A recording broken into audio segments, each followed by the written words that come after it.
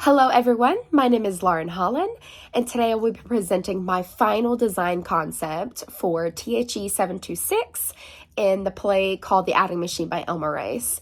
The Adding Machine by Elma Rice is actually set in the 1920s in New York City, and it follows World War I with a man by the name of Mr. Zero, who has been an accountant for the past 25 years of his career.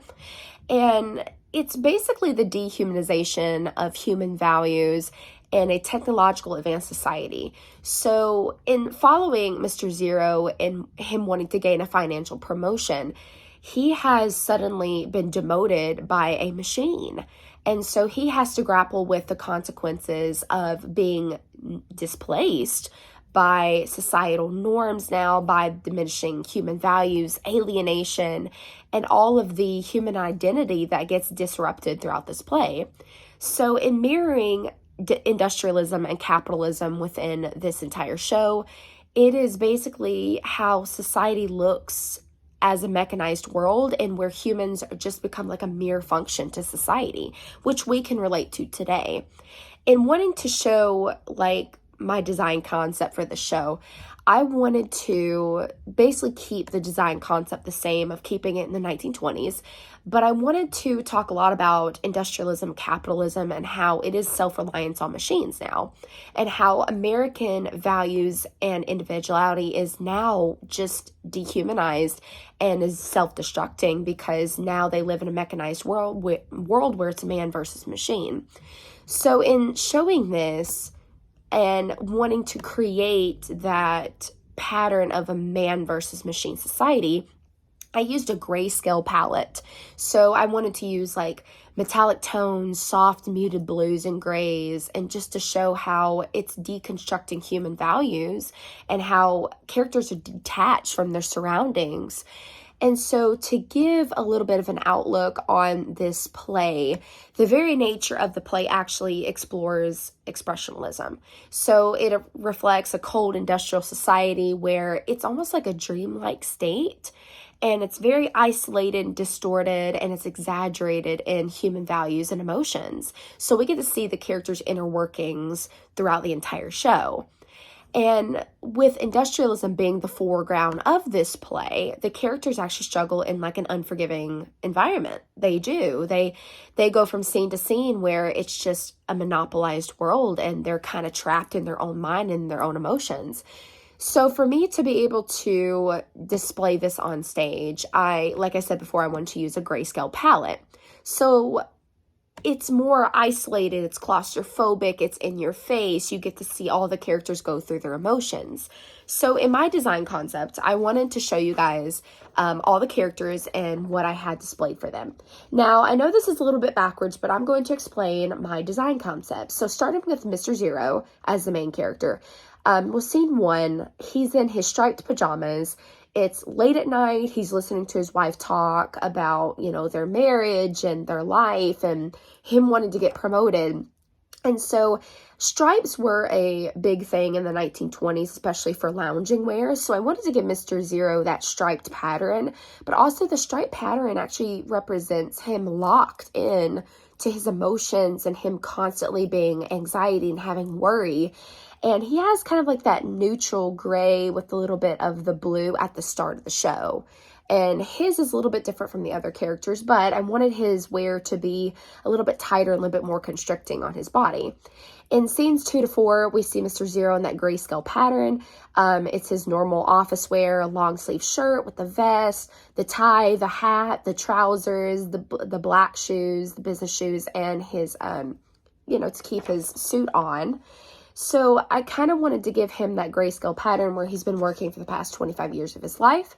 And then moving into scenes 5 through 7, this is life for him and this is death for him. So the death would be tattered, dismantled, basically just broken pieces, wear and tear, wrinkles, and it shows how time passes throughout the show. So for Mr. Zero, he's very tattered. Over time for the scenes, a lot of pieces go missing in his wear. So I wanted to show that. And he has a little bit of blood stains from him murdering his boss. But I kind of wanted to give like to show how time passes throughout the show. So there's missing buttons, it's loose fit, there's blood pretty much scattered throughout his clothing, it's muted, and, you know, it's baggy, it's worn out. So he's been living in the afterlife for a long time as time passes throughout the show. The second one, Mr. Shaloud, I decided for his, I wanted him to have still the grayscale pattern, but I also wanted him to have that anxiety look of the stripes. So for his, I had the dark trousers with the blood stains, the darker shoes, these would be worker's boots. And then he has a shirt that's rolled up. It's more of the cuffs above the elbow, and he's tattered, it's worn out. He's got all the suspenders going on. He's got the top hat. So for his, I put that it was dismantled, it's ghostly, it's weariness, because he ends up meeting Mr. Zero in the afterlife, but also in the graveyard. So it's a little bit more tattered, and we have a little bit more of a grayscale pattern. His is a little bit more browns, so kind of wanted to give that earthly tone to that. For the next one, the boss, he represents industrialism, capitalism, and being the head corporation of his own business. So, of course, he represents what it means to be a businessman in the 1920s of that upper class society. So he is going to have a full nice suit, grayscale pattern with a little bit of yellow. So I want to put the gold in there for industrialism, capitalism, just to show that he's been working for a long time and he's the main man. He owns his own business. So, for example, a lot of the middle-class fabrics, tweed, Donegal, herringbone, pinstripe suits, patent shoes, bow ties, sleeve cuffs, and gray and muted gold for industrialism. And then Lieutenant Charles, we meet him almost towards the very end of the play, but this isn't a good example of what it's like to be in the world for a very long time. So for him, he still has that grayscale pattern. It's a little bit darker. It's a little bit more black tones, with the gray mixed in. So worker shoes, darker trousers, a top, overcoat, a kind of like open shirt. It's kind of tattered with the top hat. So for him, it's worldliness, it's worn out, it's dreadful, it's false hope, it's a grayscale pattern. And then for the ladies, I have Mrs. Zero. For Mrs. Zero, she is more of the purity of the show. We start out with her and her aware of her talking to her husband in scene 1. And she's telling him about their life, how he wants to get promoted. Hers is a little bit more representing of the 1920s woman, the average woman society.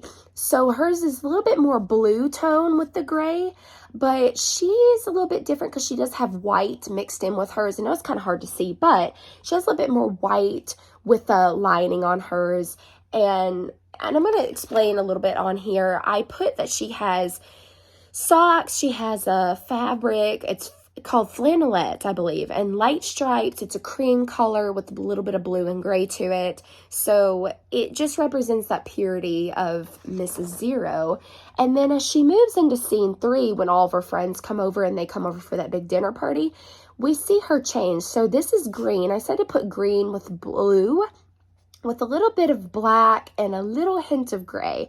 I did that because it just shows a hardworking woman. It also shows gossip, that's green. It shows that blue of her, her emotional state, and the grayscale pattern of living in this society of the 1920s.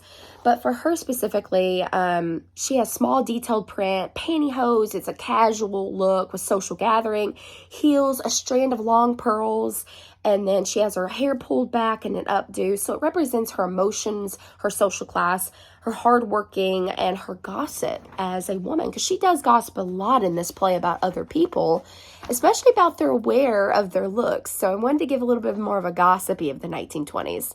And then finally we have Miss Daisy.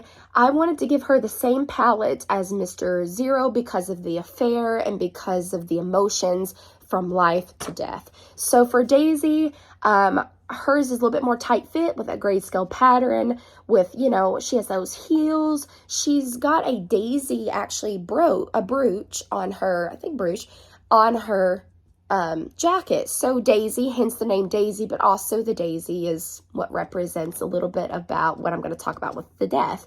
So for hers, I have that she has a 2-piece top and long skirt. The fabric will be wool because during the time it was good for wear and tear over time. The hair's curly, it's down out of the face, it's muted, and she's an accountant just like Mr. Zero. But then when we get to Death, I talked about the daisy. The daisy is actually going to represent deterioration over time, because then we see a more promiscuous and scandalous side to Daisy. We do kind of see it here, but not as much as work as outside of work. So, of course, the affair with Mr. Zero, a little bit of a tighter fit dress. It's blue. Her emotions are going. We have her, she's just totally now, it's more promiscuous. So I'm going to read a little bit what I had. Her Daisy is going to be wilted towards the end of the show. It's a tighter dress with heels, jewelry, scandalous, promiscuous. It's muted blue. So now it's in Death. So we've moved from life to death. So it does match Mr. Zero's kind of look. And I just thought for this show it'd be kind of interesting to show the distinguishment between the characters having that self-reflection of their inner workings and how the audience sees them, and how it's an expression of, a society of man versus machine. So these grayscale patterns and these muted blues are just showing life to death. And I really think that's going to help the audience see that in their inner workings on stage and off stage, and how the characters interact with their environment. So this is my design concept for the show. I hope you guys enjoyed it. And thank you very much for listening. I hope you guys have a great day. Bye.